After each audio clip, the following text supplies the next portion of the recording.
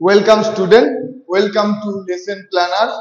তো আজকে আমরা শুরু করব হাইড্রোজেন সালফাইডের ধর্ম। তো আগের দিন শনাক্তকরণ বিক্রিয়া দেখেছিলে, অ্যামোনিয়া, ইউরিয়া, এইগুলো দেখেছিলে। আজকে আমরা H2S এর ধর্মটা জেনে নেব। তো চলো শুরু করা যাক H2S এর ধর্ম।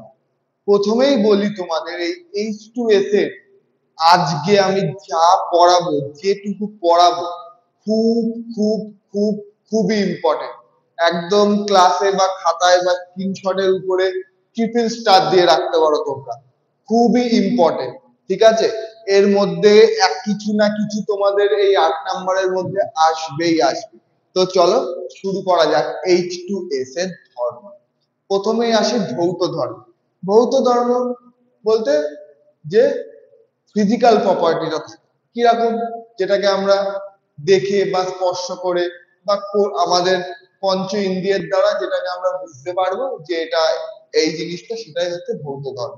তো ভৌত ধর্মটা কি? প্রথমেই দেখো লেখা আছে পচা ডিমের গন্ধযুক্ত, বাতাসের চেয়ে 1.5 গুণ ভারী, শীতল জলে দ্রাব্য কিন্তু উষ্ণ জলে অদ্রাব্য। আগের দিনই তোমাদের আমি বলেছিলাম যে বাতাসের থেকে ভারী, তাই বায়ুর ঊর্ধ্ব অপসারণের মাধ্যমে সংগ্রহ করা হয়। বাতাসের থেকে কত গুণ ভারী? আজকে বললাম 1.2 গুণ ভারী। পচা ডিমের গন্ধযুক্ত যে গ্যাস, সেটাই হচ্ছে আমাদের H2S। আর জলে দ্রবীভূত, শীতল জলে হলেও উষ্ণ জলে দ্রবীভূত হয় না। তাহলে H2S এর ভৌত ধর্ম ক্লিয়ার। পরে আসছি রাসায়নিক ধর্ম।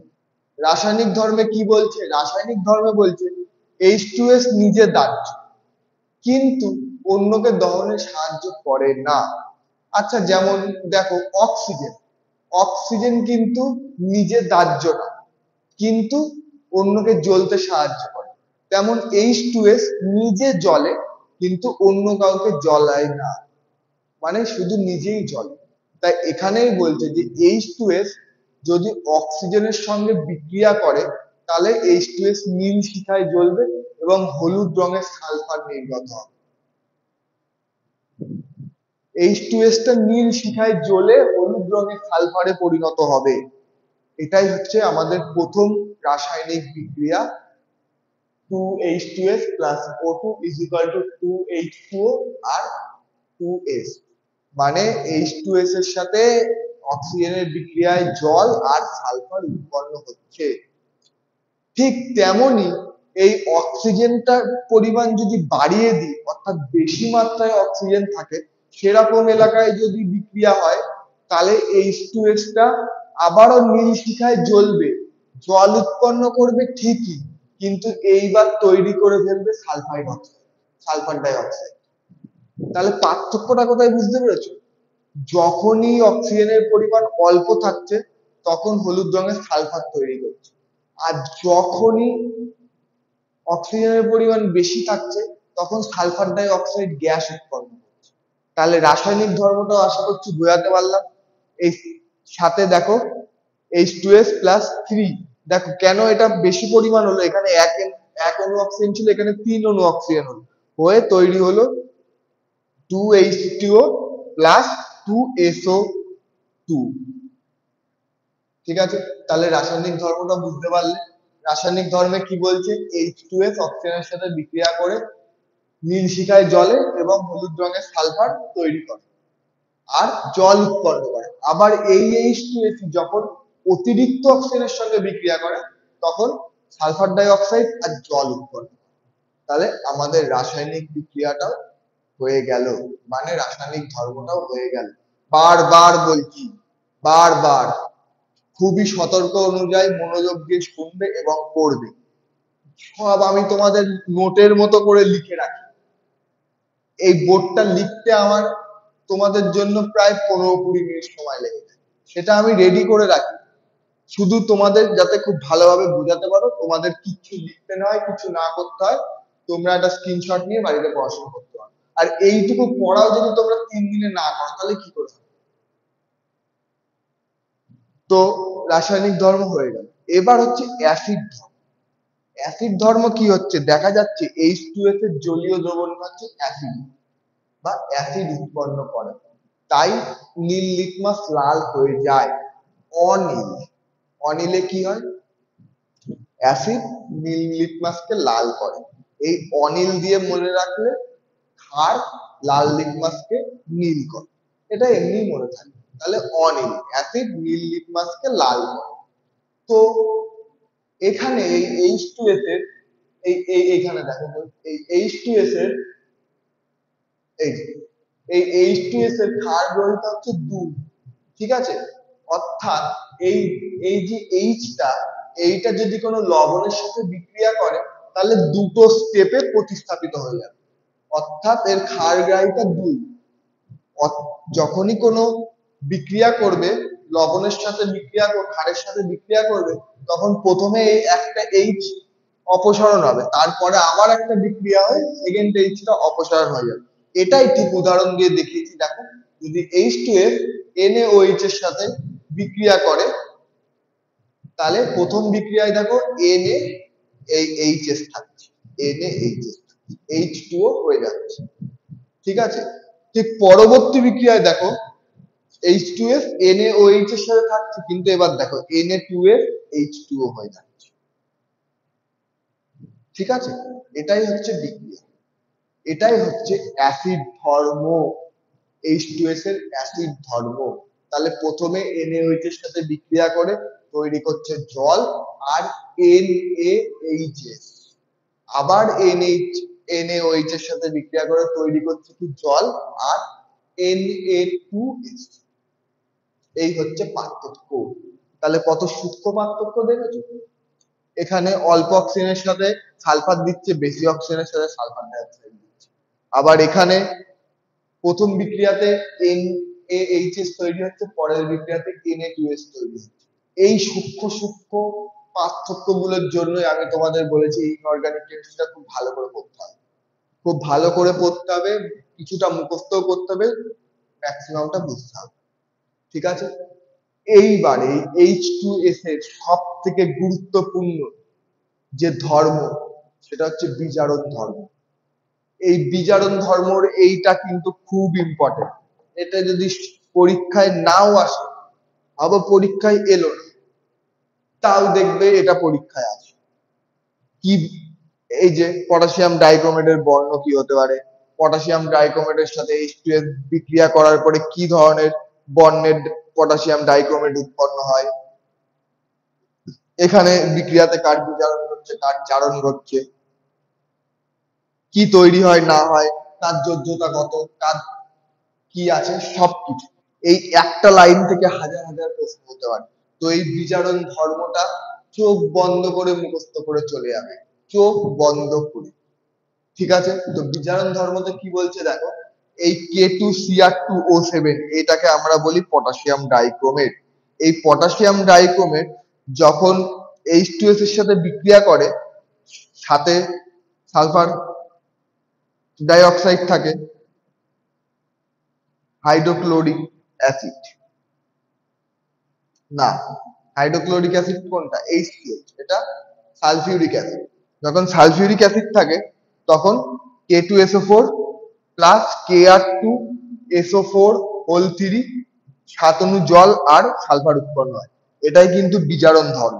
দেখো এখানে সালফারের -2 অণু, মানে -2টো ইলেকট্রন ছিল, ইলেকট্রন ছেড়ে দিয়ে সালফার কিন্তু 0 হয়েছে, অর্থাৎ সালফারের বিজারণ ঘটেছে। এখানে ক্রোমিয়াম দেখো 6 ছিল, ক্রোমিয়াম ইলেকট্রন গ্রহণ করে 3+ হয়েছে, ফলে ক্রোমিয়ামের জারণ ঘটেছে, ঠিক আছে? তো এই জিনিসটা তোমাদেরকে বারবার মনে রাখতে হবে। এখানে এই ক্রোমিয়ামের সঙ্গে আর এই সালফারের সঙ্গে জারণ বিজারণ উভয় প্রক্রিয়াই একসাথে ঘটে, ঠিক আছে? তাহলে পটাশিয়াম ডাইক্রোমেটের সঙ্গে H2S এর বিক্রিয়ায় কমলা রঙের পটাশিয়াম ডাইক্রোমেট সবুজ রঙের পটাশিয়াম ডাইক্রোমেট সবুজ বর্ণের ক্রমিক লবণে পরিণত হয়ে যায়। যেহেতু এই লবণটা থেকে পটাশিয়াম বেরিয়ে গেছে, তাই এটা শুধু ক্রমিক লবণ থেকে যাচ্ছে, আর এটা বর্ণ হলুদ, এটার বর্ণ কমলা, এটার বর্ণ হলুদ। তাহলে একদম K2Cr2O7 plus 4H2SO4 plus 3H2S is equal to K2SO4 plus Kr2 whole Kr2SO4 plus 7 অণু জল আর 3 অণু সালফার। খুব খুব ইম্পর্টেন্ট, খুব খুব ইম্পর্টেন্ট। আমি বোর্ডের পাশ থেকে সরে গিয়ে তোমাদের এই বিক্রিয়াটা বলে দিচ্ছি, ভালো করে বোর্ডের দিকে তাকিয়ে দেখো। আমি একটু বোর্ড থেকে সরে যাচ্ছি। তো দেখো K2Cr2O7 রয়েছে, ওখানে ক্রোমিয়ামের যোজ্যতা হচ্ছে +6, ঠিক আছে। আর ওটাকেই আমরা বলছি পটাশিয়াম ডাইক্রোমেট। ওর ওই বর্ণ কমলা, ওর সাথে 4 অণু H2SO4 রয়েছে, সাথে 3 অণু H2S রয়েছে। এই H2S এর যোজ্যতা কিন্তু -2। ঠিক বিক্রিয়ার পরে K2SO4 উৎপন্ন হচ্ছে আর Cr2SO4 উৎপন্ন হচ্ছে। এখানে দেখো Cr এর কিন্তু চার্জ হয়ে গেছে +3, অর্থাৎ +6 থেকে +3 কখন হয়? যখন সে ইলেকট্রন গ্রহণ করে। অর্থাৎ ইলেকট্রন গ্রহণ করলে কি হয়? তার জারণ ঘটে। ফলে ক্রোমিয়ামের এখানে জারণ ঘটেছে। দেখো 7H2O মানে 7 অণু জল উৎপন্ন হয়েছে, আর 3S, তার মাথায় দেখো আমি 0 লিখেছি, অর্থাৎ সেটা নিস্তড়িত হয়ে গেছে। অর্থাৎ প্রথমে S ছিল 2- আর পরে হয়ে গেছে S তোমার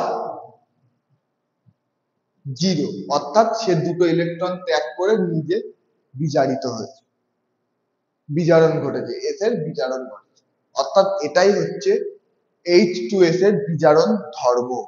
তো আশা করছি তোমরা এই ভৌত ধর্ম, রাসায়নিক ধর্ম, অ্যাসিড ধর্ম, বিজারণ ধর্মটা বুঝেছো। এরপরে H2S এর শনাক্তকরণ আছে, H2S এর ক্ষতিকারক প্রভাবগুলো থেকে আমরা কিভাবে রক্ষা পাবো সেইটা আছে, সেইটা দেখে আজকে আমাদের ক্লাসটা শেষ করব। তো বোর্ডটা আমি মুছে দিচ্ছি। তোমাদের আশা করছি এতক্ষণে যারা যারা স্টুডেন্ট বা পড়াশোনা করতে চাও বা পরীক্ষায় ভালো রেজাল্ট করতে চাও, তাদের বোর্ডটা স্ক্রিনশট নেওয়া হয়ে গেছে। তো আমি আর অযথা সময় নষ্ট করব না, আমি বোর্ডটা মুছে পরের টপিকে চলে যাচ্ছি। দেখে নাও।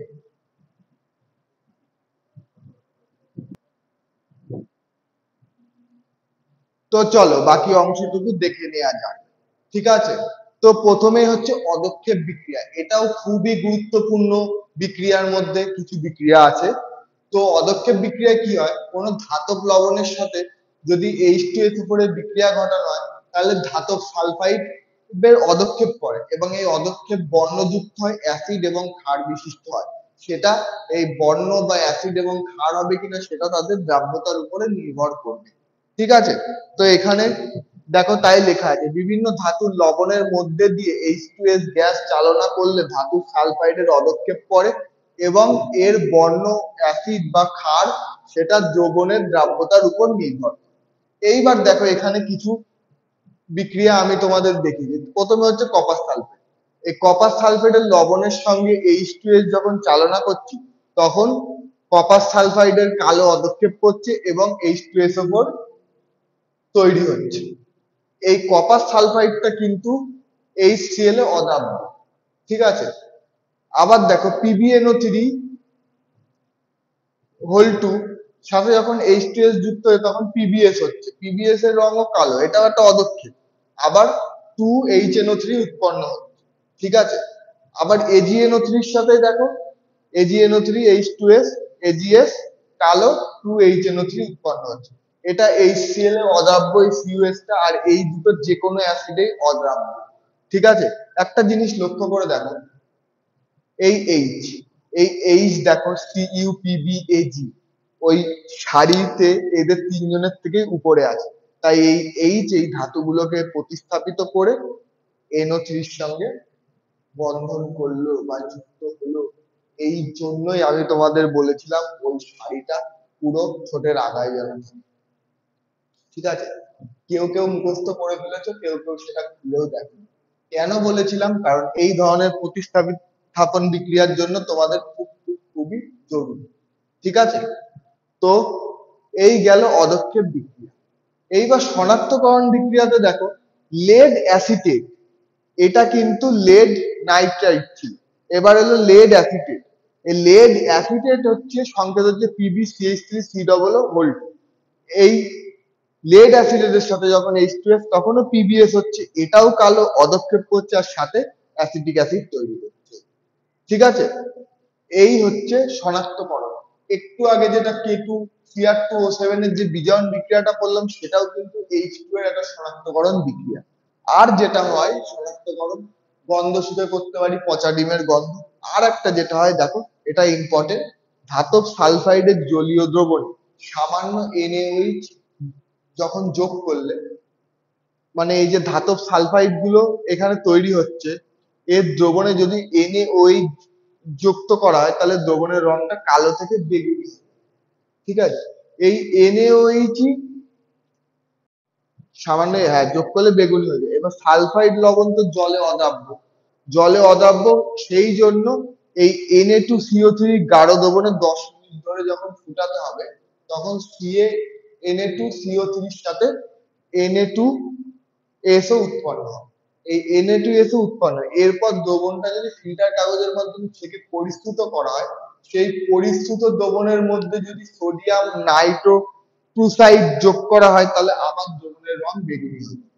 অর্থাৎ ভালো করে বোঝো এটা, এই ধরো CuS ধাতব সালফাইডের একটা লবণ, এর সাথে সামান্য NaOH যোগ করলে, এবার এই NaOH যোগ করার মধ্যে এটা তো জলে অদাব্য, তাই একে Na2CO3 এর গাঢ় দ্রবণে যদি 10 মিনিট ধরে ফুটানো হয় তখন দেখা যাচ্ছে ওই Na2CO3 এর সাথে Na2SO উৎপন্ন হচ্ছে। এই উৎপন্ন যখন এটা হয়ে যাচ্ছে তখন সেটা পরিস্রুত করে যে দ্রবণটা থাকছে তার মধ্যে যদি সোডিয়াম নাইট্রোক্লোরাইড যোগ করা হয় তাহলে দ্রবণটা আবার বেগুনি হয়ে যাচ্ছে। এইটা যদি হয় তাহলেই তোমরা বলতে পারো যে তার মধ্যে H2S আছে। তাহলে কোনো ধাতব লবণের মধ্যে H2S গ্যাস যদি চালনা করি তাহলে ধাতব সালফাইড হচ্ছে, বর্ণ নিচ্ছে অ্যাসিড বা ক্ষার সেটা আমরা জানতে পারছি তার দ্রাব্যতা অনুযায়ী। আবার এই ধাতব সালফাইডটাই যখন NaOH যোগ করছি, করে যেহেতু এটা জলে অদ্রাব্য সেই জন্য Na2CO3 দ্রবণে 10 মিনিট যদি ফুটাই তখন CO3 এর সাথে সাথে Na2SO উৎপন্ন হচ্ছে, এবং এই উৎপন্ন দ্রবণটা পরিস্রুত করার পরে যদি সোডিয়াম নাইট্রোক্লোরাইড যোগ করা হয় তখন দেখা যাচ্ছে আবার এই দ্রবণটা বেগুনি হয়ে যাচ্ছে। এইভাবে H2S টা শনাক্তকরণ করা যায়। তাহলে H2S শনাক্তকরণের 4টে পদ্ধতি। প্রথম গন্ধ, পচা ডিমের গন্ধযুক্ত, তারপরে বিজারণ বিক্রিয়া K2Cr2O7 এর সাথে বিজারণ বিক্রিয়া, তারপরে লেড অ্যাসিডের সাথে বিক্রিয়া করে PbS কালো পদার্থ ফেলে আর অ্যাসিটিক অ্যাসিড হয়ে যায়। ঠিক আছে, আর ধাতব সালফাইডের যে বস্তু জিনিসটা তোমাদের আমি বোঝালাম, এই 4টে জিনিসের মধ্যে দিয়ে তোমরা H2S শনাক্ত করতে পারবে। বাকি অ্যাসিড বিক্রিয়া দেখালাম, বিজারণ বিক্রিয়া দেখিয়েছি, পদক্ষেপ বিক্রিয়া দেখালাম, ভৌত ধর্ম, রাসায়নিক ধর্ম দেখিয়েছি। এই হচ্ছে H2S। একটা H2S এর আর কি থাকতে পারে, সবই তো তোমাদের বলে দিলাম, আর কিছু নেই, শুধু আছে বিষক্রিয়া। দেখো এটা আমি ভেঙেছি ইচ্ছা করে, তোমাদের এর দরকারও নেই। H2S এর দুটো H আছে পজিটিভ, আর H2S টা মাইনাস। যদি কোথাও বাতাসে H2S এর পরিমাণ বেড়ে যায়, কতটা বেড়ে যাবে, যদি 5 ppm এর থেকে বেশি হয় তখন সেই বাতাসে শ্বাস নেওয়া মানুষের পক্ষে দুঃসাধ্য হয়ে দাঁড়ায়। চোখ মুখ জ্বালা করে, মাথা যন্ত্রণা করে, শরীরে ক্লান্তি আসে, হজমের সমস্যা দেখা যায়, এমনকি মানুষ শ্বাসরোধ হয়ে মারাও যেতে পারে। কেন মারা যেতে পারে তার কারণ সেই জন্যই এইটা লেখা। আমাদের শ্বাস যখন নেব আমাদের ফুসফুস থেকে বাতাসটা রক্তে চলে যাচ্ছে, আর আমাদের রক্তে হিমোগ্লোবিনের অনেকগুলো ধাতু থাকে, সেই ধাতুর সঙ্গে এই সালফাইড মূলকটা বিক্রিয়া করে যৌগ উৎপন্ন করতে চাইবে। ধরো আছে Fe, তার সাথে FeS হয়ে যাবে। ধরো এই যখন এই ধাতু বা এই যৌগ উৎপন্ন করার চেষ্টা করবে তখনই আমাদের শ্বাসটা আস্তে আস্তে আস্তে আস্তে আস্তে রোধ হয়ে আসে। অর্থাৎ বিষক্রিয়াটা এই। তাহলে যদি বাতাসে 5 ppm এর বেশি H2S এর পরিমাণ বেড়ে যায় তাহলে চোখ জ্বালালে, বাতাসে 5 ppm এর বেশি যখন H2S থাকবে তখন নাক মুখ জ্বালা করবে, গা বমি বমি পাবে, চোখ মুখ জ্বলবে, শরীরে হজমের অসুবিধা হবে, এবং কি মানুষের শ্বাস বন্ধ হয়ে মানুষ মারাও যেতে পারে। ঠিক আছে, তো আমাদের H2SO4 বলছি H2S এর ধর্ম এখানেই শেষ। এটা তোমরা খুব ভালো করে পড়ে নেবে, পুরোটাই খুবই ইম্পর্টেন্ট, প্রতিটা লাইন থেকে এখানে প্রশ্ন আছে, প্রতিটা জিনিসই খুব ইম্পর্টেন্ট। ঠিক আছে, ভিডিওটা যদি ভালো লেগে থাকে ভিডিওটা লাইক করে দিও এবং তোমাদের বন্ধু বান্ধবের কাছে ভিডিওটা পৌঁছে দিও, তারাও যাতে দেখে উপকৃত হতে পারে। আর যদি কোথাও কোনো সমস্যা থাকে কমেন্ট বক্সে কমেন্ট করে জানাবে, তারপরে আমি কমেন্টে রিপ্লাই দিয়ে যদিও বুঝতে না পারো তারপরে আবার ভিডিওটা চালিয়ে একবার দেখে নেবে, তারপরেও যদি কোনো সমস্যা থাকে তখন আমি সেই পার্টিকুলার বিষয়টার উপরে একটা ছোট ভিডিও বা ছোট ভাবে বুঝিয়ে তোমাদেরকে সেটা প্রেজেন্ট করে দেবো যাতে তোমরা বুঝতে পারো। কোনো সমস্যা নেই, কোনো অসুবিধা নেই। আমাদের চ্যানেলের ভিডিওগুলো সময় মতো দেখার জন্য চ্যানেলটা সাবস্ক্রাইব করে বেল আইকনটি টিপে রাখতে পারো। তো আজ এই পর্যন্তই, দেখা হচ্ছে পরের দিন পরের ভিডিওতে। Thank you.